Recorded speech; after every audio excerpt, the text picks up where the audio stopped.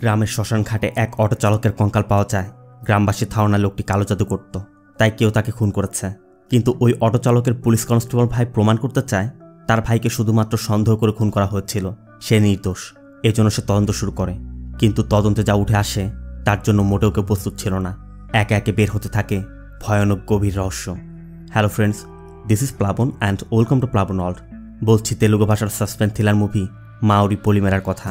দাঁড়ান, মাওরি পলিমেরা মুভির প্রথম পার্টটি রিলিজ হয়েছিল 2021 সালে, আর 2023 সালে তারই সিকুয়েল মাওরি পলিমেরা 2 রিলিজ হয়েছে। মুভি দুটি এমনভাবে তৈরি করা হচ্ছে একটি না দেখলে অন্যটির আগামাথা কিছুই বুঝবেন না, তাই আমি দুটি পার্ট একসাথে এক্সপ্লেন করেছি। এক্সপ্লেন শুরুর আগে শুধু একটি কথাই বলবো, প্রতি মুহূর্তে নতুন নতুন টুইস্ট দেখার জন্য তৈরি থাকবেন। ভারতের তেলেঙ্গানা রাজ্যের যষ্টিপল্লী গ্রাম। কথিত আছে এই গ্রামে ব্ল্যাক ম্যাজিক প্র্যাকটিস করা হয়, তবে কে বা তারা এটি করে তা কেউই বলতে পারে না।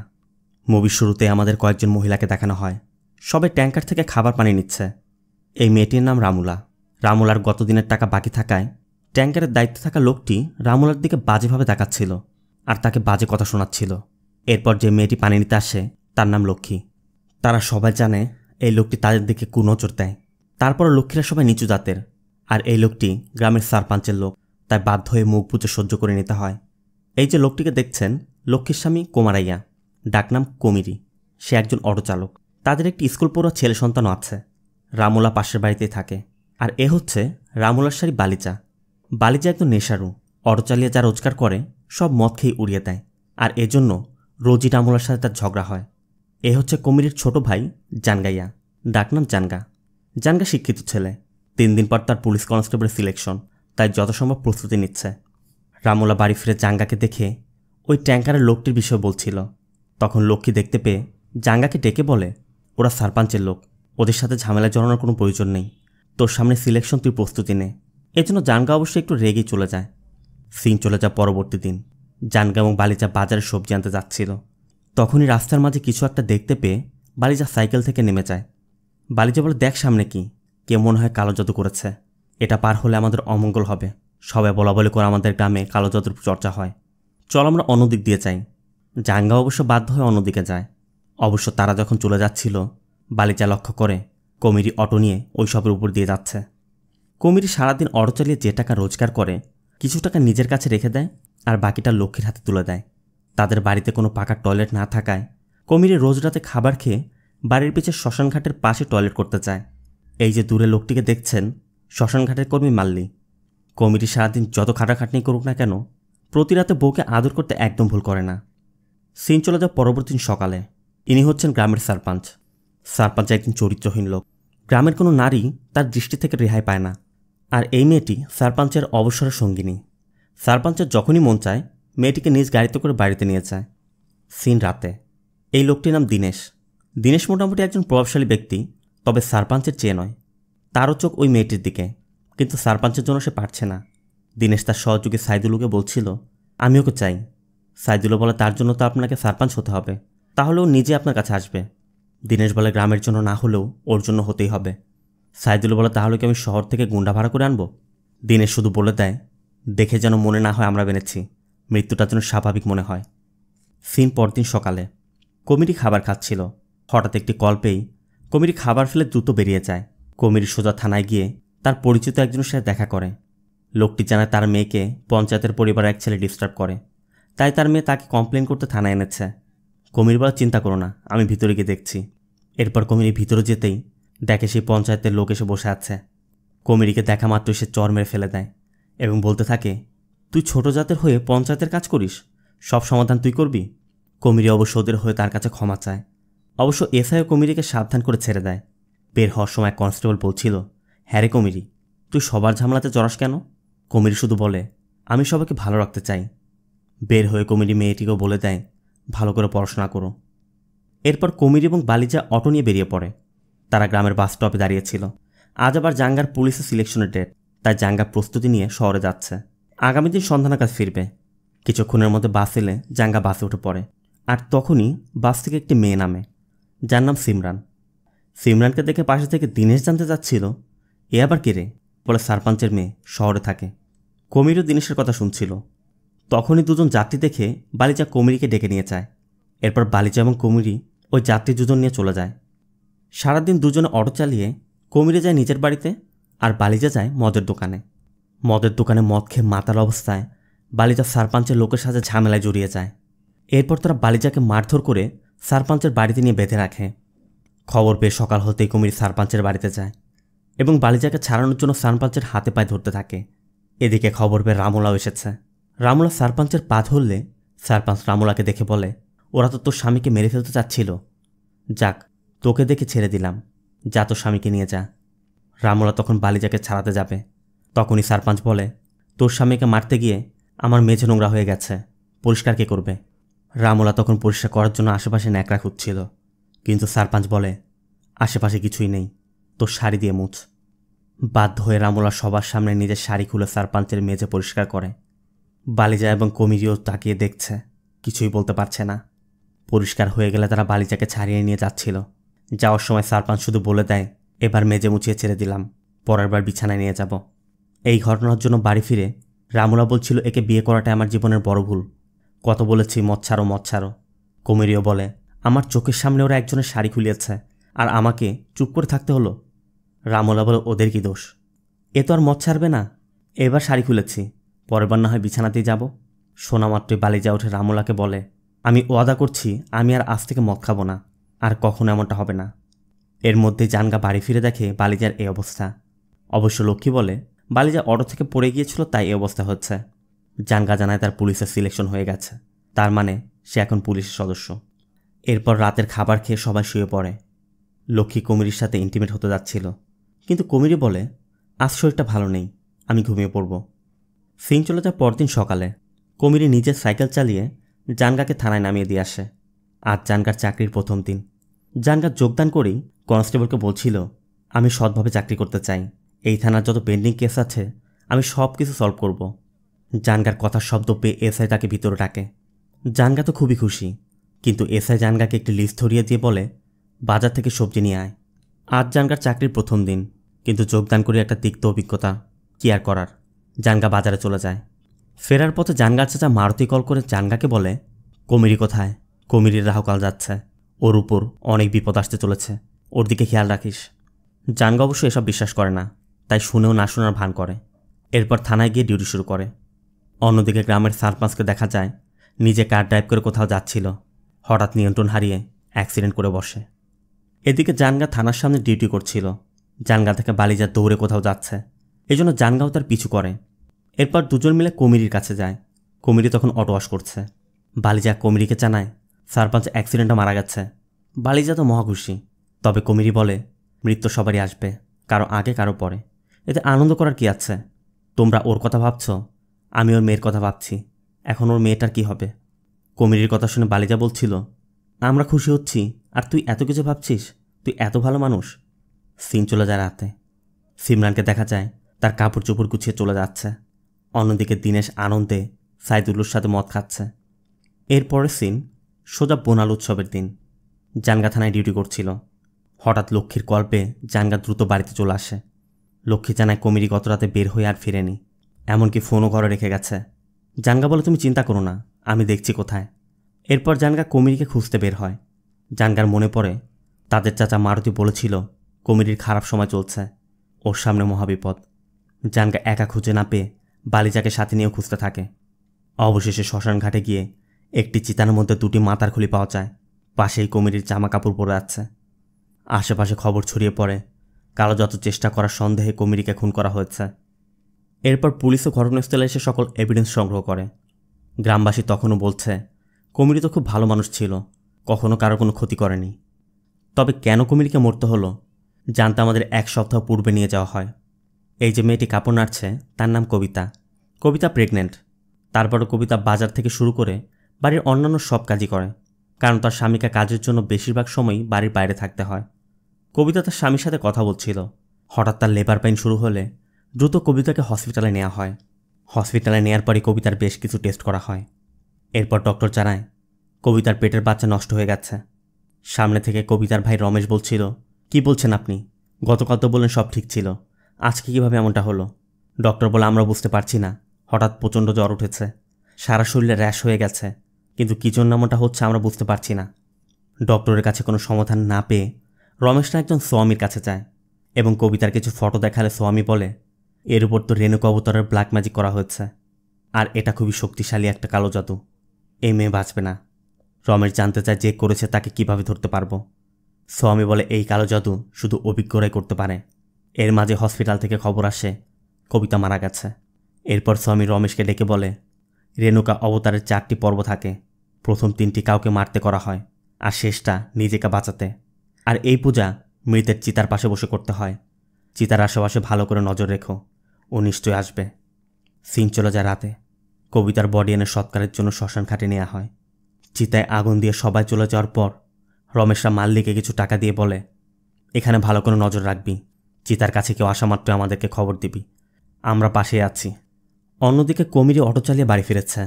লক্ষ্মীর হাতে টাকা দিলে লক্ষ্মী জানতে চায় আজ এত কম কেন। তখনই লক্ষ্মী কমিরির হাতের রক্ত দেখে জানতে চায় তোমার হাতে রক্ত কিসের? কমির বলে ও কিছু না, পড়ে গিয়েছিলাম। এরপর রাতের খাবার শেষে কমিরি টয়লেট করার কথা বলে বেরিয়ে পড়ে। কমিরি বলছিল কি ব্যাপার, আমার স্যান্ডেল কোথায় গেল? কমিরি নিজের স্যান্ডেল না পেয়ে পাশে থেকে বালিজার স্যান্ডেল নিয়ে শ্মশানের দিকে যায়। এরপর সে দেখে মাল্লি কাজ করছে। এজন্য কমিরি মাল্লিকে দেখে মাল্লির কাছে এগিয়ে যায়। আর তখনই রমেশ এসে কমিরিকে দেখে ফেলে। এরপরে রমেশ এসে কমিরিকে দেখা মাত্রই মাল্লিকে কমিরিকে ধরতে বলে। মাল্লিও কমিরিকে ধরে ফেলে। রমেশও দ্রুত এসে কমিরের গায়ে পেট্রোল ঢেলে দেয়। এরপর শুরু হয় ধস্তাধস্তি। এক পর্যায়ে কমিরি এবং রমেশের ধস্তাধস্তিতে কমিরি ধাক্কা খেয়ে চিতার আগুনের মধ্যে পড়ে যায়। এতক্ষণে রমেশের লোকেরা এসে পড়েছে। সবাই মিলে কমিরিকে লাঠি দিয়ে পিটিয়ে আগুনে পুড়িয়ে মেরে ফেলে। এই ছিল মূলত ওই রাতের ঘটনা। সিন চলে আসে প্রেজেন্টে। এসআই সবাইকে থানায় ডেকে বলে দেখো কার ভুল ছিল না ছিল তা দেখে আর কী হবে, মরে তো গেছে, আর তোমাদেরও তো গ্রামে বাস করতে হবে। এসআই লক্ষ্মীর হাতে 50,000 টাকা দিয়ে বলে এটা রাখো, তোমাদের কাজে আসবে, আর এই বিষয়ে কোনো কথা হবে না। লক্ষ্মীও বাধ্য হয়ে টাকাটা নিয়ে বেরিয়ে যায়। তবে জাঙ্গা তখনও দাঁড়িয়ে দাঁড়িয়ে দেখছে। বালিজা জোর করে জাঙ্গাকে বের করে নিয়ে যায়। কিন্তু জাঙ্গা শান্ত বসে থাকার লোক না। জাঙ্গা সারাদিন রমেশকে ফলো করে এবং রাতে রমেশের পথ আটকে দেয়। রমেশ জানতে চায় কি আরও টাকা দরকার, কিন্তু জাঙ্গা রমেশকে মারধর করে এটা জানতে চায় তোরা টাকা কেন দিলি, আমার ভাইয়ের সাথে তোদের কি শত্রুতা ছিল? রমেশ বলে কেউ আমাদের বোনকে কালো জাদু করে মারবে আর আমরা তাকে ছেড়ে দিব? আমরা হাতে নাতে ধরে ওকে মেরেছি। কিন্তু জাঙ্গার কথা, তোমরা আমার ভাইকে কালো জাদু করতে দেখেছ? রমেশ বলে না, আমাদের সন্দেহ হয়েছিল তাই মেরেছি। শোনা মাত্রই জাঙ্গা আর উত্তেজিত হয়ে বলে তার মানে শুধু সন্দেহের জন্য তোরা আমার ভাইকে মেরেছিস? রমেশ বলে সন্দেহ ছিল বলে একজনকে মেরেছি, নয়তো তোদের পুরো পরিবারকে জ্বালিয়ে দিতাম। সব কিছু শোনার পর জাঙ্গা মানতেই পারছে না তার ভাইকে সন্দেহ করে হত্যা করা হচ্ছে, তার ভাইয়ের সাথে অবিচার করা হয়েছে। এজন্য জাঙ্গা কালো জাদুর চর্চা সন্দেহ করে কতজন মানুষকে খুন করা হচ্ছে সব তথ্য সংগ্রহ করে এবং রমেশদের বিরুদ্ধে কোর্টে কেস করে। কিন্তু কোনো উকিল কেসটি লড়তে চাচ্ছিল না। এজন্য শোনার দিন জাঙ্গা জজকে অনুরোধ করে নিজেই নিজের কেসটি লড়বে। অবশ্য জজের থেকে অনুমতি পেয়ে জাঙ্গা সকল তথ্য তুলে ধরে। জাঙ্গা সারা দেশের ওই সকল কেসের তথ্য দেখায় যাদের কালো জাদুর চর্চার সন্দেহে খুন করা হয়েছে। এরপর নিজের ভাইয়ের কথা বলে যে ঠিক এমনিভাবে সন্দেহ করেই রমেশ আমার ভাইকে খুন করেছে, আর তারা আমার কাছে এটা স্বীকারও করেছে। কিন্তু রমেশরা সোজা অস্বীকার করে দেয়। এজন্য দুপক্ষের মধ্যে হট্টগোল বেঁধে যায়। জজ এক সময় তাদেরকে থামিয়ে বলে এই কেসটি আজ সমাধান হবে না, তোমরা সামনের মাসের 15 তারিখে আসবে। সিন চলে যায় 15 তারিখে।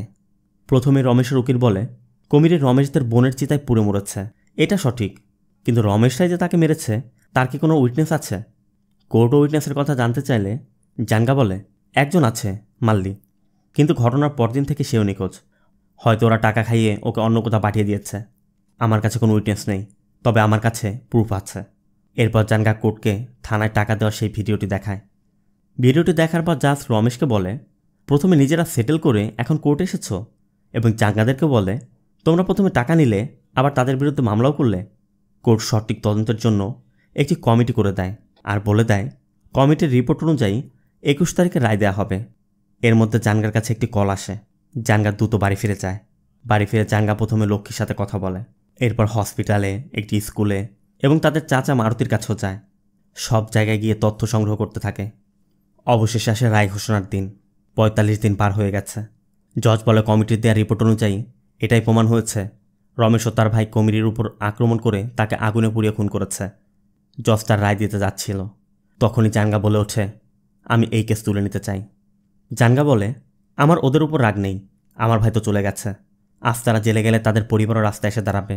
তাই আমি শুধু এটাই চাই, এই দেশে আমার ভাইয়ের মতো কাউকে যেন আর সন্দেহ করে হত্যা করা না হয়। জানগার কথা মতো কেসটি ক্লোজ হয়ে যায়। তবে বাড়িতে ফিরে লক্ষ্মী আর বালিজা এটা মানতেই পারছে না যে কমিরের খুনিদেরকে জানগা ছেড়ে দিল। জানগার কাছে জানতে চায় জানগা এমন কেন করল, ওদের শাস্তি হচ্ছিল, ঠিক তখনই কেন ও মানবতা দেখালো। তখনই জানগা বলে ওঠে, ভাইয়া সব করেছিল। আর এখান থেকে পুরো ঘটনার মোড় ঘুরে যায়। তবে জানগায় সব কিভাবে জানল, জানতে আমাদের পাস্টে ফিরে যেতে হবে। জানগা সেদিন লক্ষ্মীর কাছে জানতে চাচ্ছিল, মৃত্যুর আগের দিন ও তোমাকে কিছু বলেছিল? ওই রাতে তোমাদের কি হয়েছিল ভালো করে মনে করে বলো। তখন লক্ষ্মী সব বলতে শুরু করে। লক্ষ্মী হাতের রক্তের কথা বললে জানগা অটোতে গিয়ে চেক করে দেখে অটোতে এখনও রক্ত লেগে আছে। জানগা সেই রক্ত ল্যাবে নিয়ে টেস্ট করায়। তবে আশ্চর্যের বিষয় হচ্ছে, ওই ব্লাড টেস্ট করে জানা যায় ওই ব্লাড বাচ্চা গরুর। এরপর জানগা একজন স্বামীর সাথে দেখা করে এবং কবিতার ফটো দেখে জানতে চায় এই কালো জাদুর প্রক্রিয়াটি কিভাবে করে। স্বামী বলে, যার উপর করা হয় তার মাথার চুল, পরিহিত কাপড় এবং পায়ের তলার মাটি নিয়ে একটি পুতুল সাজানো হয়। এরপর মৃত কোনো প্রাণী এবং নবজাতকের নারের সাথে ওই পুতুলকে মাটি চাপা দেওয়া হয়। একটি বাচ্চা গরুকে বলি দেওয়ার মাধ্যমেই এই প্রক্রিয়ার প্রথম ধাপ শুরু হয়। রেণুকা অবতার অনেক ভয়ানক, যে কোনো সময় বিপরীত কিছু ঘটতে পারে। তাই শেষ পর্বটি অবশ্যই যার উপর করা হয় তার চিতার পাশে বসে সম্পন্ন করতে হয়।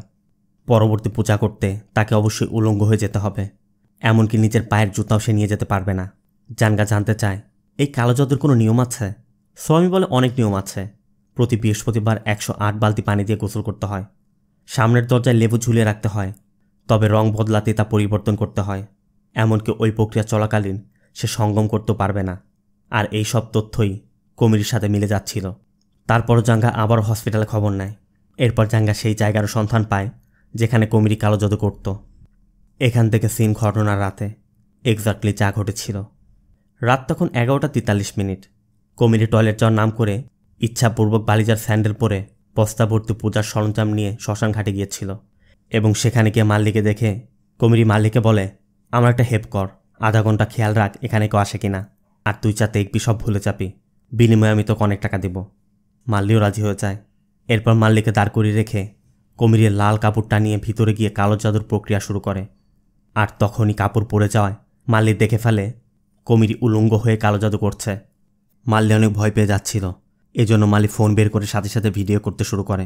তবে কমিরি দেখা মাত্রই মাল্লি শ্মশান ঘাটের ঘরের ভিতর চলে যায় এবং দ্রুত রমেশকে মেসেজ করে। এদিকে রমেশরা তখন মদের নেশায় থাকায় তারা ফোন দেখতে পাচ্ছে না। এর মধ্যে কমিরির কাজ শেষ। কমিরির সব প্রমাণ মিটিয়ে মাল্লিকে ডাকা মাত্রই আতঙ্কে মাল্লি ফোনটি ফেলে বেরিয়ে আসে। এর মধ্যে মাল্লির মেসেজ দেখা মাত্র রমেশ এসে পড়েছে। এরপর কী ঘটেছিল তা তো আমরা আগেও দেখেছি। জানগার থেকে সব শুনে বালিজা বলে ওঠে, ও আর রমেশরা এসব বলছে, কিন্তু আমি কমিরিকে জানি, ও কখনোই এমনটা করতে যাবে না। তখন জানগা একটি মোবাইল ফোন বের করে এবং বলে, শ্মশানে যেদিন দেখলাম আমার ভাইয়ের মৃত্যুতে কারোর কিছু আসে যায় না, তখন আমি তদন্ত করতে শুরু করি। ভাইয়ের মৃত্যুর রহস্য খুঁজতে আমি শ্মশানে তল্লাশি করি, আর তখনই ঘরের মধ্যে মাল্লির এই ফোনটি পাই। ফোনটি তখন নষ্ট ছিল, তা আমি রিপেয়ার করতে দিয়েছিলাম। কোর্টে যেদিন দ্বিতীয় শুনানি চলছিল ওই দিনে আমি খবর পাই ফোনটি অন হয়েছে। এরপর আমি ফোনের মধ্যে একটি ভিডিও পাই। জানগা বালিজাকে ওই ভিডিওটি দেখায়।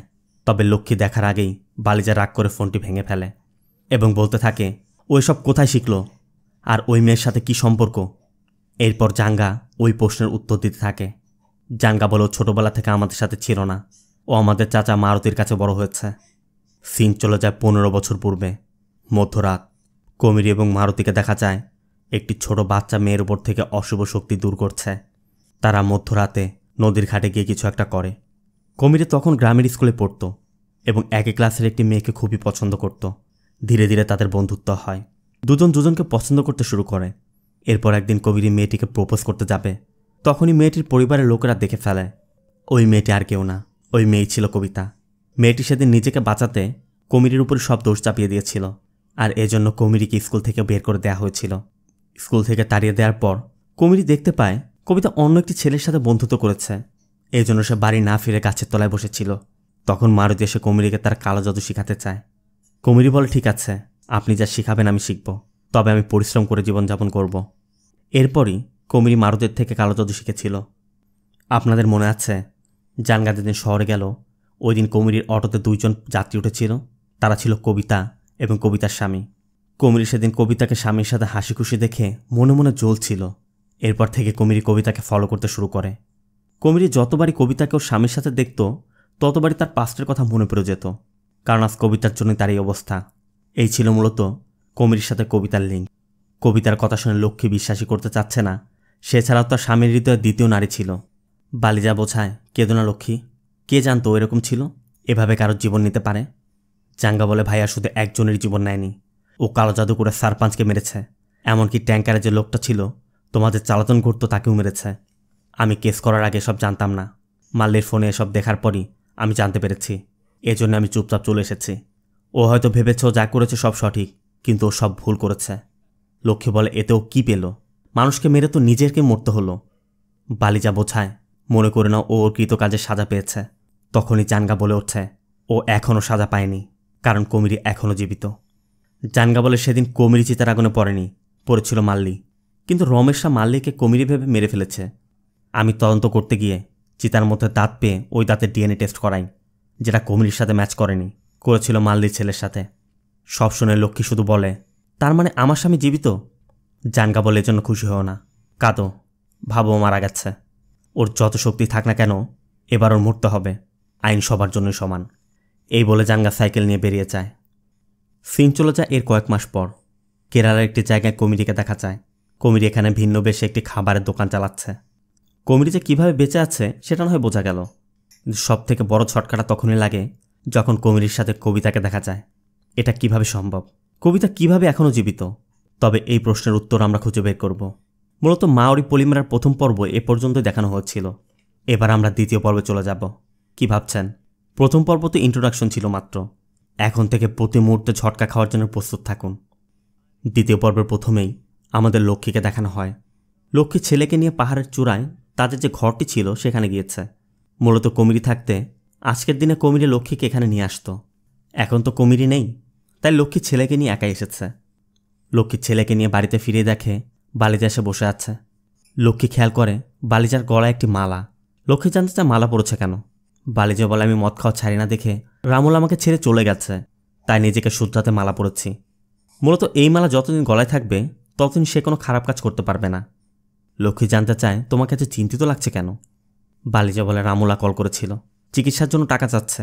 এদিকে আমি ঋণে জর্জরিত, এখন আমি টাকা কোত্থেকে জোগাড় করি? বালিজার কথা শুনে লক্ষ্মী বালিজাকে তার স্বর্ণের কানের দুলটি দিয়ে বলে, এটা বিক্রি করে টাকা পাঠিয়ে দাও।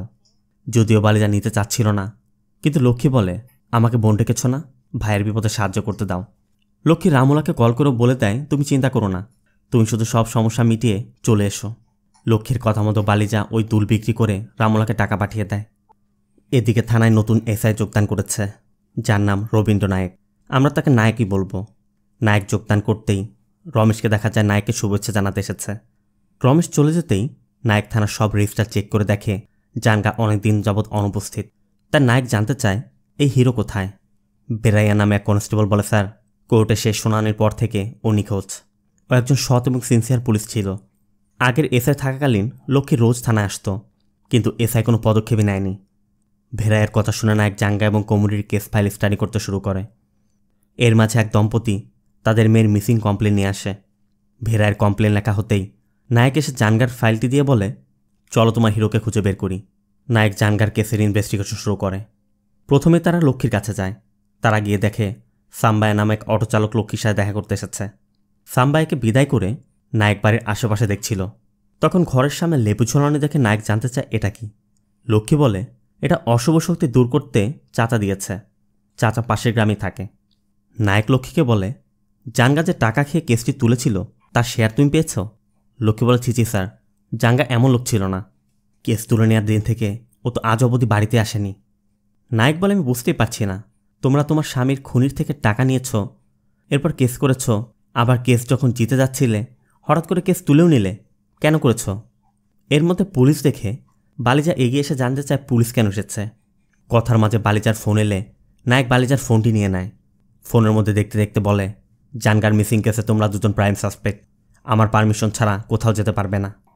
এর মধ্যে নায়কের কাছে একটি কল আসা মাত্রই নায়ক সেখান থেকে পুরাতন মন্দিরে যায় এবং সেখানে গিয়ে দেখে দীনেশের, মানে বর্তমান সারপাঞ্চের লাশ পড়ে আছে। তবে তার কিভাবে মৃত্যু হয়েছে, কে মেরেছে তার রহস্য। সেখান থেকে ফিরে চায়ের দোকানে বসে নায়ক গ্রামের সব ঘটনার কথা ভাবছিল। হঠাৎ কিছু একটা মাথায় আসতেই নায়ক দ্রুত থানায় গিয়ে সকালে যে মেয়েটির মিসিং কমপ্লেন এসেছিল সেই ফাইলটি দেখতে চায়। আর এখানেই দেখা যায় এটি সারপাঞ্চের মেয়ে সিমরানের মিসিং কমপ্লেন। তবে যারা এসেছিল তারা কারা, এই বিষয়ে আমরা একটু পরে আসছি। এদিকে বালিজাকে দেখা যায় সে যেখান থেকে মালাটি নিয়েছিল সেখানে এসেছে। জায়গাটি একটি পাহাড়ি অঞ্চল। অনেকে এখানে ঋষিদের সাক্ষাৎ নিতে আসে। বালিজা এদের মধ্যেই কমিরিকে দেখতে পায়। এরপর কমিরির পিছু করতে থাকে। কমিরিও হাঁটতে হাঁটতে জঙ্গলের গভীরে চলে যাচ্ছিল। হাঁটতে হাঁটতে রাত হয়ে যায়। বালিজা তখনও কমিরির পিছু করে যাচ্ছে। একসময় কমিরি বালিজার সামনে এসে জানতে চায় গ্রামের সবাই কেমন আছে। বালিজা জানতে চায়, কিরে কমিরি, আমরা তো ভেবেছিলাম তুই মারা গেছিস। তোর বউ সত্যিটা লুকাতে যুদ্ধ করে যাচ্ছে, তোর ভাই তোকে খুঁজে বেড়াচ্ছে, আর তুই এখানে কি করছিস? কমিরি শুধু বলে, শুদ্ধ হচ্ছি। সিন চলে আসে যষ্টিপল্লী স্কুলে। কমিরির ছেলে যেখানে পড়াশোনা করে। রমেশ লোকজন নিয়ে এসে কমিরির ছেলেকে স্কুল থেকে বের করে দেয়। তার কথা, যার বাবা কালো জাদু করে তার ছেলের এখানে পড়ার কোনো অধিকারই নেই। ছেলেটি বাড়ি ফিরেই লক্ষ্মীকে বিষয়টি জানায়। এরপর লক্ষ্মী জামা কাপড় গুছিয়ে ছেলেকে নিয়ে বেরিয়ে যায়। অন্য দৃশ্যে আমাদের আর্কিওলজি ডিপার্টমেন্ট দেখানো হয়। প্রকাশ নামে একটি ছেলে তার বস দেবকে বলছে, স্যার, আমি 2 বছর যাবৎ সব খুঁটিনাটি যাচাই করে দেখেছি। আমার মনে হয় ওই মন্দিরের পিছে কোনো সিক্রেট আছে। এর মধ্যে দেবের কাছে একটি ফোন আসে। দেব প্রকাশের কাছে জানতে চায়, এই কথা কারোর সাথে শেয়ার করেছ? প্রকাশ বলে, না স্যার, সরকারকে জানালে তারাই তো ব্রেকিং নিউজ করবে। দেব বলে, কাউকে বলার প্রয়োজন নেই, তোমাকে আমি দুবাইয়ের টিকিট কেটে দিচ্ছি। সেখানে গিয়ে 2 মাস থাকো, আর এখানে সব কিছু আমি দেখব। এরপর দেব অফিস থেকে বেরিয়েই ফোনে কাউকে বলে দেয়, আমি ওকে দুবাই পাঠাচ্ছি, ওখানে ওকে শেষ করে দিবে। অন্যদিকে নায়ক সেই মিসিং মেয়ে সিমরানের কথা বলছে। নায়ক বলছে, আমি তদন্ত করতে হায়দ্রাবাদ গিয়ে জানতে পারি সবাই জায়গায় সারপাঞ্চের মেয়ে বলে জানতো সেই সিমরান আসলে তার মেয়ে না। কিন্তু সিমরান কেন সারপাঞ্চের মেয়ে পরিচয় দিয়েছিল তার কারণ আমি খুঁজে পাইনি। নায়কের ধারণা, যদি সিমরানও মারা গিয়ে থাকে তবে এটাও কমিরির কাজ হবে, নয়তো কমিরি খুনিকে জানে। কারণ সারপাঞ্চের মৃত্যুর রাতে সিমরান কমিরির অটো করেই রেলওয়ে স্টেশনের দিকে গিয়েছিল। আর সেই রাতে এক অটো চালক সিমরানকে কমিরির অটোতে উঠতে দেখেছিল। এখানে কিছু তো একটা রহস্য লুকিয়ে আছে। সিন চলে যায় কমিরি এবং বালিজার ওখানে। কমিরি বালিজাকে নিয়ে এক এক জায়গায় গিয়ে এক একজনের কাছ থেকে কিছু তথ্য নিচ্ছে। এরপর তারা একটি জঙ্গলের ভিতর দিয়ে হাঁটতে থাকে। হাঁটতে হাঁটতে সন্ধ্যা নাগাদ তারা গভীর জঙ্গলের মাঝে থাকা একটি আশ্রমে পৌঁছে যায়। আশ্রমে পৌঁছা মাত্রই আশ্রমের ঋষি কমিরি চাওয়া মাত্রই বলে ওঠে, তুই অনেক দেরি করে ফেলেছিস। এরপর শুরু হয় পূজার আনুষ্ঠানিকতা। তবে এটি কোনো কালো জাদুর প্রক্রিয়া নয়। মূলত কমিরি এই ঋষির থেকে কিছু শিখতে এসেছিল, তাই ঋষি কমিরিকে সেটাই শেখাচ্ছে। সারা রাত ধরে এসব দেখার পর সকাল হতে বালিজা কমিরির কাছে জানতে চায়, তুই সব কি করছিস, কি জন্য করছিস, আমাকে খুলে বল। আর এসবের কারণ জানতেই আমাদের ফ্ল্যাশব্যাকে নিয়ে যাওয়া হয়। কমিরির ভাষ্যমতে কমিরি একদিন স্বপ্নে দেখছিল গ্রামের পরিত্যক্ত ওই মন্দিরের মধ্যে অনেক গুপ্তধন আছে, সেগুলো বিষধর সাপেরা ভাড়া দিচ্ছে। স্বপ্ন দেখে কমিরি স্বপ্নের অর্থ বুঝতে পারছিল না। আপনাদের মনে আছে জানগা এবং বালিজা বাজারে যাওয়ার সময় কমিরি অটো নিয়ে বেরিয়েছিল? কমিরি সেদিন ওই মন্দিরে গিয়েছিল এবং প্রার্থনা করছিল, আমি জানি না তুমি কেন আমার স্বপ্নে এসেছ, আমি কোনো পাপ করে থাকলে আমাকে ক্ষমা করে দাও। ঠিক তখনই মন্দিরের মধ্যে বজ্রপাত হয়। আশেপাশে লোহার টুকরাগুলো মন্দিরের দিকে আকৃষ্ট হতে থাকে, যা দেখে কমিরি একদম ঘাবড়ে যায়। কমিরি এসবের মানে খুঁজে পাচ্ছিল না। এজন্য কমিরি দ্রুত মারুতির সাথে দেখা করে এবং বলে, চাচা, মাসখানেক যাবৎ আমার সাথে কেমন যেন হচ্ছে, আমি কিছুই বুঝতে পারছি না।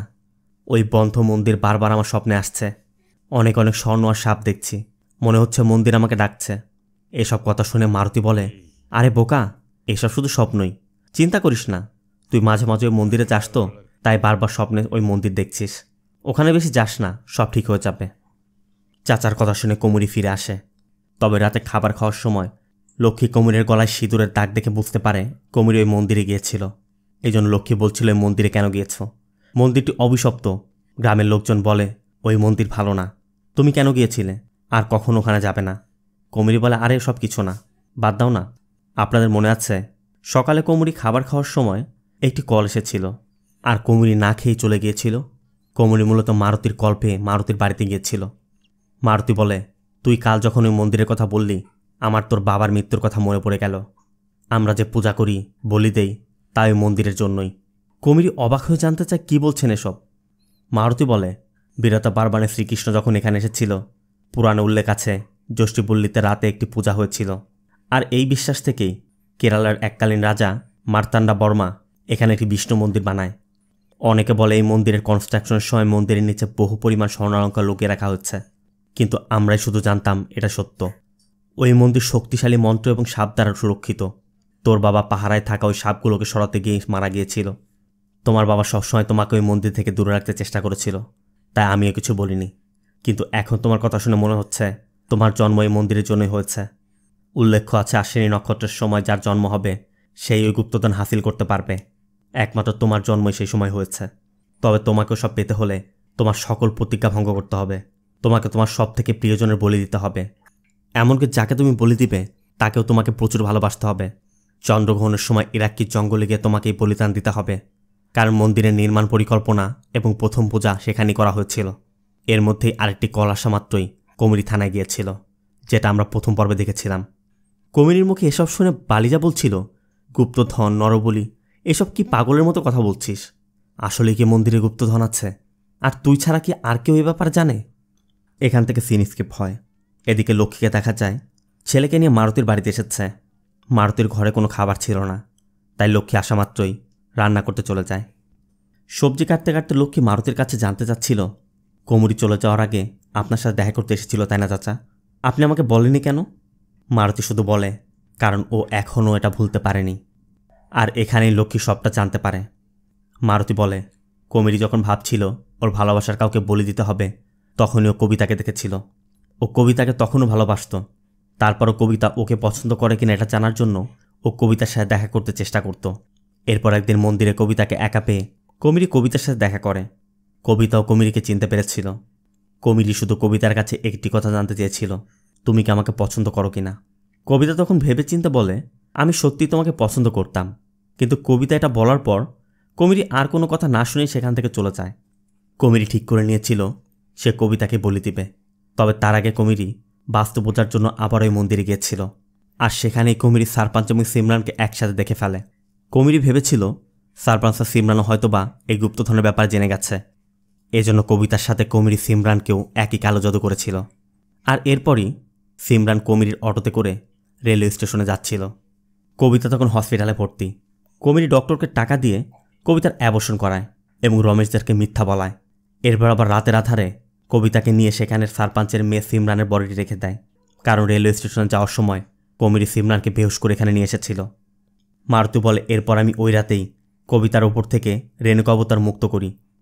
এখানে দেখানো হয় কাপড়ের এক পাশে বসে মারুতি মন্ত্রপাঠ করছে, অন্যদিকে কমিরি মন্ত্রপাঠ করছিল। আর তখনই উপর দিয়ে একটি প্যাঁচা উড়ে যায়। সব কিছু শেষ হলে মারুতি কমিরিকে বলে, পূজা সম্পন্ন হয়েছে। তুই অবশ্যই ওই মেয়ের চিতার পাশে গিয়ে রেণুকা অবতারের শেষ ধাপ পূর্ণ করবি। এরপর আগামীকাল পাশের গ্রামের রেলওয়ে স্টেশনে আসবি। আমি কবিতাকে নিয়ে আসব। এখন এখান থেকে সোজা বাড়িতে চলে যাবি, ভুল করেও পিছে ঘুরবি না। মারুতির কথা মতো কমিরি সোজা বাড়িতে চলে যায়। রাত পার হতেই রেণুকা অবতারের প্রভাবে সিমরানের মৃত্যু হয় এবং চেহারা এমনভাবে নষ্ট হয়ে যায় যে চেনার উপায় ছিল না। রমেশরাও তাই সিমরানকে কবিতা ভেবে সিমরানের সৎকার করে দেয়।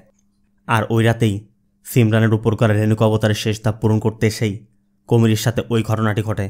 মাল্লি সিমরানের চিতার আগুনে পুড়ে মারা যায়। আর কমিরি সেখান থেকে পালিয়ে পরদিন সকালে পাশের রেল স্টেশনে চলে যায়। সেখানে আগে থেকে মারুতি দাঁড়িয়েছিল। কমিরি আসা মাত্রই মারুতি কমিরির হাতে একটি রুদ্রাক্ষ বেঁধে দেয় এবং বলে, ভুল করেও এটা কখনো খুলবি না। আর এক ধরনের পানি খাইয়ে দিয়ে বলে, আমি কবিতার কাছে দিয়ে দিয়েছি, রোজ সকালে এবং বিকালে এটা খেতে ভুল হয় না যেন, তবেই পূজার সময় তুই রক্ষা পাবি। এরপরই মারুতি কবিতাকে ডেকে কমিরির হাতে তুলে দেয়। আর কমিরিও কবিতাকে নিয়ে কেরালাতে গিয়ে নতুন করে সংসার শুরু করে। সিন প্রেজেন্টে দেবের সহযোগী মানে তার গার্লফ্রেন্ড বলছিল, ওই মন্দিরে কি এমন আছে যে জন্য তুমি নিজের লোক প্রশান্তকেও মারতে চাচ্ছ? এখান থেকে সিন ফ্ল্যাশব্যাক। আর্কিওলজি ডিপার্টমেন্টের একজন গবেষক মনিকা, সে দেবের আন্ডারে কাজ করে। কয়েক বছর রিসার্চ করার পর দেবকে কিছু তথ্য জানায়। মনিকা অনন্ত পদ্মাবতী মন্দিরের কথা বলে যে এটি 100 বছরের পুরনো পৃথিবীর সবথেকে মহামূল্যবান মন্দির। এই মন্দির নিয়ে রিসার্চ করে আমরা জেনেছি 17 শতাব্দীতে রাজা মার্থান্ডা বর্মা, যে কিনা বিষ্ণু ভক্ত ছিল, সে তার রাজ্যের প্রতীক হিসাবে শঙ্খ প্রতীক ব্যবহার শুরু করে এবং ওই সময় মন্দিরের নিচের 6 তলা বিশিষ্ট বেসমেন্টে মন্দিরের সব সম্পদ রাখা হতো। মাটির নিচে এত গুপ্তধন রাখায় মন্দিরের আশেপাশের প্রাকৃতিক কিছু পরিবর্তন আসে। যেমন মন্দিরের পাশে বিশেষ ধরনের এক ফুল গাছ জন্ম নেয়। আশেপাশের মাটির পরিবর্তন আসে, নতুন নতুন উদ্ভিদের জন্ম হয় এবং সেই উদ্ভিদের দিকে আকৃষ্ট হয়ে সেখানে এক বিষধর প্রজাতির সাপের আগমন হয়, যা পৃথিবীর অন্য কোথাও নেই। সম্প্রতি এই সকল কিছুই যষ্টিপল্লী গ্রামের বিষ্ণু মন্দিরে লক্ষ্য করা যাচ্ছে।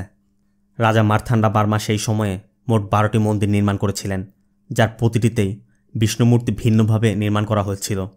শুধুমাত্র যষ্টিপল্লীর মন্দিরেই বিষ্ণুমূর্তিকে এক পায়ে দাঁড়ানো অবস্থায় নির্মাণ করা হয়েছিল। এই সব কিছু বিবেচনা করলে আর আমাদের রিসার্চ অনুযায়ী এই যষ্টিপল্লী মন্দিরের নিচে এমন পরিমাণ গুপ্তধন আছে যা অন্য কোথাও নেই। তবে প্রপার ইনফরমেশনের জন্য আমাদের মন্দির পর্যবেক্ষণ করতে হবে। মনিকার তথ্যের ভিত্তিতে মন্দির পর্যবেক্ষণ করার জন্য দেব সে সময়ের সারপাঞ্চকে ডাকে এবং তাকে বলে, আমরা ওই মন্দিরের উপর রিসার্চ করব, তুমি শুধু সুযোগ করে দেবে, বিনিময়ে যা চাও পাবে। ওই মন্দিরটি 1 বছর যাবৎ বন্ধ ছিল, তাই সারপাঞ্চ প্রথমে রাজি হচ্ছিল না। তবে 20 কোটি টাকার অফার পেয়ে সে রাজি হয়ে যায়। এরপর দেব সারপাঞ্চকে বলে সিমরান নামে একটি মেয়ে মন্দিরের উপর রিসার্চ করতে যাবে। এই জন্য সারপাঞ্চ সিমরানকে নিজের মেয়ে পরিচয়ে গ্রামে নিয়ে আসে, আর গ্রামবাসীকেও বিশ্বাস করায় সিমরান তারই মেয়ে। সিমরান এসে সারপাঞ্চকে নিয়ে মন্দিরে গিয়ে কাজ শুরু করে দেয় এবং মন্দিরের দেয়ালে রাজা মার্থান্ডা বার্মার প্রতীক মানে শঙ্খ প্রতীকটি দেখতে পায়, যার মানে এটি সেই মন্দির। তবে সারপাঞ্চ যেহেতু দুশ্চরিত্র ছিল, সে সিমরানের সাথে মিসবিহেভ করছিল, আর তখনই কোমরি এদেরকে দেখে ফেলেছিল। এদিকে পরবর্তী দিনই পূর্ণিমা, এই জন্য দেবরা পরবর্তী রাতেই গুপ্তধন বের করার প্ল্যান করছিল, কারণ ওই মন্দির এমনভাবে সুরক্ষিত করা ছিল পূর্ণিমা রাতে পূজা না করলে সেই সুরক্ষা বলয় ভাঙা যাবে না। এর মাঝে আগের রাতে কোমরি কালো জাদু করায় সিমরানের উপর রেণুকা অবতারের প্রভাব শুরু হয়। সারপাঞ্চও অ্যাক্সিডেন্টে মারা যায়। আবার ওই রাতে সিমরানও নিখোঁজ হয়। এজন্য দেবরা গ্রামের প্রভাবশালী ব্যক্তি দীনেশের কাছে যায়, তাকেও একই প্রস্তাব দিলে দীনেশও রাজি হয়ে যায়। কিন্তু পরবর্তী পূর্ণিমা আসার আগেই দীনেশেরও মৃত্যু হয়। এতে করে দেবরা কোনোভাবেই তাদের উদ্দেশ্য পূরণ করতে পারছিল না। দেব তখন ধারণা করছিল কেউ তো নিশ্চয় আছে যে গুপ্তধনের কথা জানে আর আমাদের বাধা সৃষ্টি করছে। তখন দেবের সাথে থাকা তান্ত্রিক বলে একজন আছে, আর সে হচ্ছে কোমরি। তার মানে কোমরি যে এই গুপ্তধনের পিছে আছে সেটা দেবরা আগে থেকেই জানে। সিন প্রেজেন্টে। এদিকে কোমরির থেকে কবিতার ব্যাপার জানার পর বালিজা বলছিল, তাহলে তুই কবিতাকে বলি দিতে এখানে এনেছিস? কোমরি বলে অলরেডি দিয়ে ফেলেছি। এখানে দেখানো হয় কোমরি রাতের আধারে কবিতার গলা কেটে একটি পাত্রের মধ্যে তার রক্ত সংগ্রহ করে, এরপর জঙ্গলের মধ্যে গিয়ে সকল সরঞ্জাম রেডি করে পূজার আনুষ্ঠানিকতা শুরু করে। এক পর্যায়ে কোমরি কবিতার রক্ত পানও করে এবং সারা গায়ে রক্ত মাখে বাকিটা নিজের মাথায় ঢেলে পূজার আনুষ্ঠানিকতা শেষ করে। কোমরি বালিজাকে সবই বলছিল, আর তখনই পাশে থেকে নায়ক এসে পড়ে। নায়ক বলে, আমি তোর ভাই জাঙ্গার মিসিং কেস তদন্ত করতে গিয়েই তোর কাছে পৌঁছেছি। অবশ্য কোমরি এখনও জানে না জাঙ্গা মিসিং। নায়ক কোমরিকে অ্যারেস্ট করে নিয়ে যেতে চাচ্ছিল, কিন্তু কোমরি যেতে চায় না। এজন্য নায়ক গান বের করে। অবশ্য কোমরি গান ফেলে দেয়। এরপর শুরু হয় দুজনের ফাইট। এর মধ্যে বৃষ্টিও শুরু হয়। দুজনের ফাইটের মধ্যে এক পর্যায়ে কোমরি পা পিছলে নিচে পড়ে যায়। অবশ্য নায়কও সাথে সাথে নিচে গিয়ে দেখে কোমরি সেখান থেকে পালিয়ে গেছে। আবহাওয়া ঠিক হলে তারা আবার সেখানে আসে। বালিজা তখন নায়কের কাছে জানতে চায়, স্যার আমি যেখানে আছি আপনি কিভাবে জানলেন? নায়ক বলে, আমি জানতাম কোমরি তোমার সাথে দেখা করবে, এজন্য আমি সেদিন তোমার ফোনে একটি অ্যাপ ইনস্টল করে রেখেছিলাম, সেটার দ্বারাই তোমার কাছে পৌঁছেছি। বালিজা বলে, স্যার ও আগের মতো নেই। ও সারপাঞ্চের মেয়েকে মেরে কবিতাকে এখানে এনে কবিতাকে খুন করেছে। ও মন্দিরের গুপ্তধনের পিছে ছুটছে। নায়ক বলে, দেখো বালিজা, আমি তোমাকে কিছু বলতে চাই, তুমি একটু শক্ত হও। কোমরি যাকে মেরেছে সে কবিতা না, রামুলা ছিল। শোনা মাত্রই বালিজার মাথায় আকাশ ভেঙে পড়ে। সিন সেই রাতে, যে রাতে কোমরি এবং মারুতি কবিতাকে বাঁচাতে পুজো করছিল। পূজার মধ্যে একটি প্যাঁচা উড়ে আসায় কোমরির মন্ত্রপাতে বিঘ্ন ঘটায় অন্য পাশে কবিতার মৃত্যু হয়েছিল। তবে এটা শুধু মারুতি জানত, কোমরি কিছুই জানত না। মারুতি জানত কোমরি যদি জানতে পারে কবিতা মারা গেছে তাহলে কোমরির গুপ্তধন পাওয়া হবে না, এখানে সব শেষ হয়ে যাবে। তাই মারুতি এখানে একটি মাস্টার প্ল্যান সাজায়। মারুতি দ্রুত কবিতার বডিটিকে সরিয়ে ফেলে। এরপর কোমরিকে বলেছিল, পূজা শেষ হয়ে গেছে, বাকিটা তোমাকে ওই চিতার কাছে গিয়ে করতে হবে, আর আগামীকাল তুমি পাশের গ্রামের রেলওয়ে স্টেশনে চলে আসবে। কোমরি যাতে কিছু বুঝতে না পারে সেজন্য মারুতি কোমরিকে পিছে ফিরতে নিষেধ করে দিয়েছিল। এরপর কোমরি চলে যেতেই মারুতি কোমরির অজান্তে কবিতার মাথার চুল দিয়ে একটি রুদ্রাক্ষ এবং পানির উপর বশীকরণ জাদুর মন্ত্র পাঠ করে। এরপর রামুলাকে ডাকে। রামুলা জানতে চায়, চাচা এত রাত আমাকে কেন রেখেছেন? মারুতি বলে, আমি তোকে কথা দিয়েছিলাম তোর কোমরির সাথে সংসার করার ইচ্ছা পূরণ করব। আজ সময় এসে গেছে, যা বলি ভালো করে শোন। ও যেখানে নিয়ে যাবে যাবি, যা করতে বলে করবি। একবার তুই ওর সন্তানের জন্ম দিলে ও আর তোকে ছেড়ে কোথাও যাবে না। রামুলাও রাজি হয়ে যায়। মারুতি বলে, এই পানি ওকে সকাল বিকাল পান করাবি, আর খুব বেশি ওকে চেহারা দেখাবি না, আস্তে আস্তে ঠিক হয়ে যাবে। তুই রেডি হয়ে কাল স্টেশনে চলে আসিস। পরদিন কুমির স্টেশনে আসা মাত্রই মারুতি প্রথমেই কুমিরকে বশীকরণের সেই রুদ্রাক্ষ বেঁধে দেয় আর পানি খাইয়ে দেয়, যে জন্য রামুলা আসার পরও কুমিরে রামুলাকে দেখে কবিতা ভেবে নেয় এবং রামুলাকে নিয়েই কেরালা চলে যায়। কেরালায় গিয়ে কবিতা ভেবে রামুলার সাথে সংসার করে শেষমেশ রামুলাকে বলি দেয়। এই সব কিছু শুনে বালিজা জানতে চায় রামুলা কেন কুমিরের সাথে চাপে, আর রামুলার সাথে মারুতি চাচার কী সম্পর্ক। সিন চলে যায় ফ্ল্যাশব্যাকে। নায়কের তথ্য মতে রামুলা ছিল মারুতির ওয়াইফের বোনের মেয়ে। রামুলার জন্মের সময় রামুলার মা মারা যায়।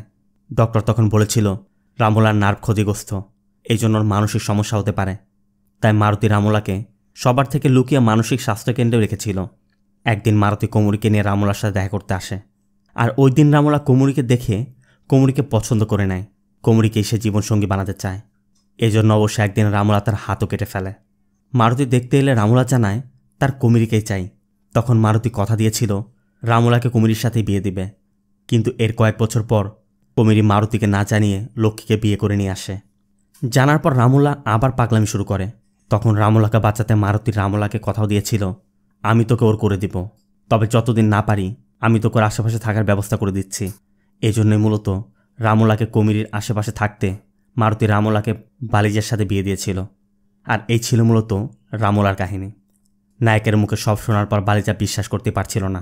তবে বালিজা শুধু জানতে চায়, এসব আপনি কিভাবে জানলেন? নায়ক বলে, আমি সিমরান মিসিং কেসের তদন্ত করতে গিয়ে হায়দ্রাবাদের বান্ধবী মনিকার সাথে দেখা করেছিলাম। সিন 5 মনিকার থেকে নায়ক গ্রামের মন্দিরের ব্যাপারে জানতে পারে যে সিমরান ওই মন্দিরের রিসার্চ করতে সেখানে গিয়েছিল। আর তখনই নায়ক বুঝতে পারে এই খুনগুলো হয়েছে মন্দিরকে ঘিরে। তাই নায়ক মন্দিরে যায়, আর মন্দিরের মধ্যে ঘোরার সময় একটি কড়ি দেখে তার মনে পড়ে যায় সেম এরকম কড়ি সে লক্ষ্মীদের বাড়িতে ঝোলানো দেখেছিল। লক্ষ্মী তাকে বলেছিল এটা অশুভ শক্তি দূর করতে চাচা দিয়েছে। তাই নায়ক সোজা মারুতির সাথে দেখা করে, আর মারুতির কাছে যেতেই নায়ক পুরো স্টোরিটি জানতে পারে।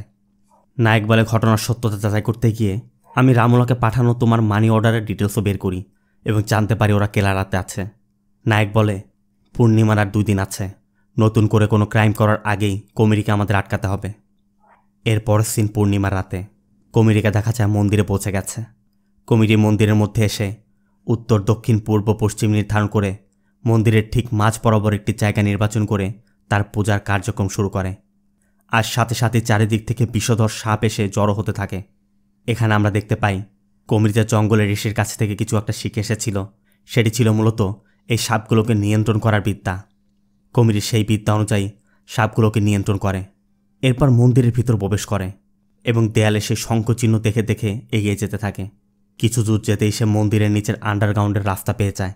এরপর কুমিরি নিচে নামে, তবে একটু আগাতেই কুমিরি কিছু একটা দেখতে পায়, আর এখান থেকে সিন শিফট হয়ে যায়। সিন চলে যায় পাহাড়ের উপর কুমিরিদের সেই ঘরে। লক্ষ্মীকে দেখা যায় কুমিরিদের ঘরটার সামনে বসে আছে। ঠিক তখনই কুমিরি এসে হাজির। কুমিরিকে দেখা মাত্রই লক্ষ্মী দৌড়ে এসে জড়িয়ে ধরে। কুমিরি তখন বলছিল, আমি 2 দিন যাবৎ কিছু খাইনি। এই জন্য লক্ষ্মী দ্রুত কুমিরের জন্য রান্না করে। কুমিরির হাত কাটা ছিল, সে খেতে পারছিল না। এজন্য লক্ষ্মী নিজে হাতে ভাত মাখিয়ে দিচ্ছিল। লক্ষ্মী কুমিরের গলায় সিঁদুর দেখে জানতে চায়, তুমি মন্দিরে গিয়েছিলে? কুমিরি বলে, হ্যাঁ, মাঝে মাঝে ভগবানের কাছে একটু যেতে হয়। লক্ষ্মী আবার জানতে চায়, গুপ্তধন পেয়েছ? কুমিরি তো পুরো হতবাক, লক্ষ্মী কিভাবে জানল? এখানে আমাদের দেখানো হয় লক্ষ্মীকে মূলত মারুতি সেদিন পুরো ঘটনা খুলে বলেছিল। লক্ষ্মী কুমিরিকে বলে, ভালোবাসা মানুষটিকে বলে দিতে হবে, এটাই যদি নিয়ম হয়ে থাকে তাহলে কবিতাকে কি আমার থেকে বেশি ভালোবাসতে? কুমিরি বলে, দেখো, আমি অন্যায় কিছু করিনি, গুপ্তধনের জন্য যা করার দরকার করেছি। লক্ষ্মী বলে, হ্যাঁ, তুমি কোনো অন্যায় করনি, তুমি পাপ করেছ। লক্ষ্মী কবিতা এবং সিমরানের কথা বলে যে ওদের কী দোষ ছিল, ওদের কেন মেরেছ, আর রামুলা, ও কী পাপ করেছিল। কুমিরি যে রামুলাকে নিয়ে গিয়েছিল সেটা লক্ষ্মী কীভাবে জানল? এখানে আমাদের দেখানো হয় সাম্বায় সেদিন রেল স্টেশনে কুমিরি আর রামুলাকে একসাথে ট্রেনে উঠতে দেখে লক্ষ্মীকে গিয়ে বলে দিয়েছিল। তারপর লক্ষ্মী সত্যতা যাচাই করতে গোপনে বালিজাদের ঘরে তল্লাশি করে এবং সেখানে রামুলার সাথে মারুতির একটি ফটো দেখতে পায়। আর এরপরই পুরো স্টোরি জানতে লক্ষ্মী মারুতির বাড়িতে এসেছিল।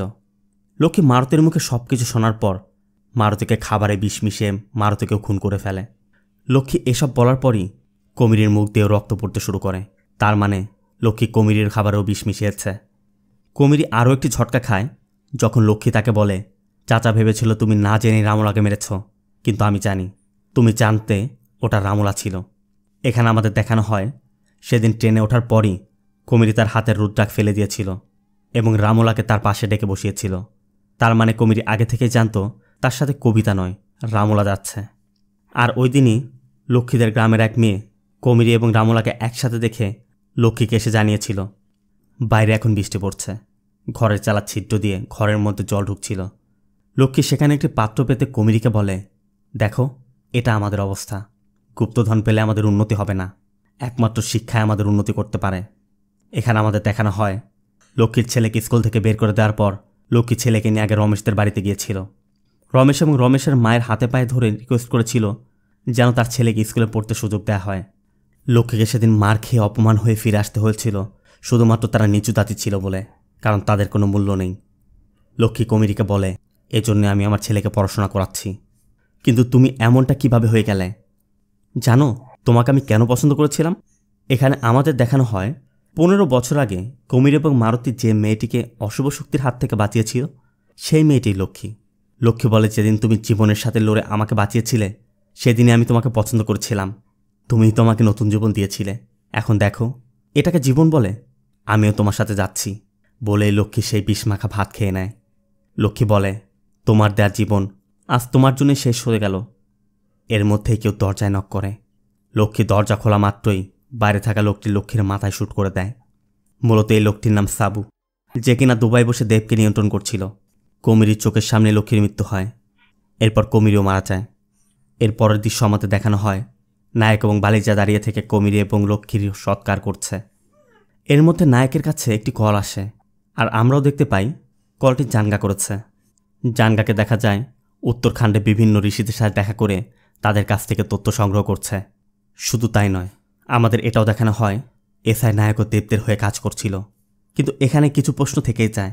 কমিরি ট্রেনের রুদ্রাক্ষ কেন ফেলে দিয়েছিল? আর রামলাও সব কিছু জানার পর কেন কমিরির সাথে গেল? কমিরি তো ছিল কেরালাতে, তাহলে দীনেশকেই বাকি মারল। আবার জানগা উত্তরখণ্ডে গিয়ে কি করছে? নায়কের সাথে তার কি সম্পর্ক? তাহলে জানগা কি নায়কদেরকে সাহায্য করল? আবার কমিরি মন্দিরের আন্ডারগ্রাউন্ডে গিয়ে কি দেখেছে? আদৌ কি সেখানে কোনো গুপ্তধন আছে? এই সকল প্রশ্নের উত্তর মাওরি পরিমেলা পার্ট 3-তে পাওয়া যাবে। পার্ট 1 রিলিজ হওয়ার 2 বছর পর পার্ট 2 রিলিজ হয়েছে। এখন দেখা যাক পার্ট 3 আসতে কতদিন সময় লাগে। তবে যাই বলুন না কেন, স্টোরিটা কিন্তু পুরোই মাথা ঘুরে দেওয়ার মতো ছিল। প্রতি মুহূর্তে এমন সব টুইস্ট খুব কম মুভিতে দেখা যায়। তবে এই মুভির পার্ট 3-তে যে এর চেয়ে বড় বড় টুইস্ট সামনে আসতে চলেছে তার কোনো সন্দেহ নেই। মুভিটি আপনাদের কাছে কেমন লেগেছে কমেন্ট করে জানাবেন। ভিডিওটি ভালো লাগলে ভিডিওতে লাইক দিয়ে চ্যানেলটিকে সাবস্ক্রাইব করতে একদম ভুল করবেন না। দেখা হবে অন্য কোনো মুভি বা সিরিজের এক্সপ্লেনেশন ভিডিওতে। ততক্ষণ সব ভালো থাকবেন, সুস্থ থাকবেন। আল্লাহ হাফেজ।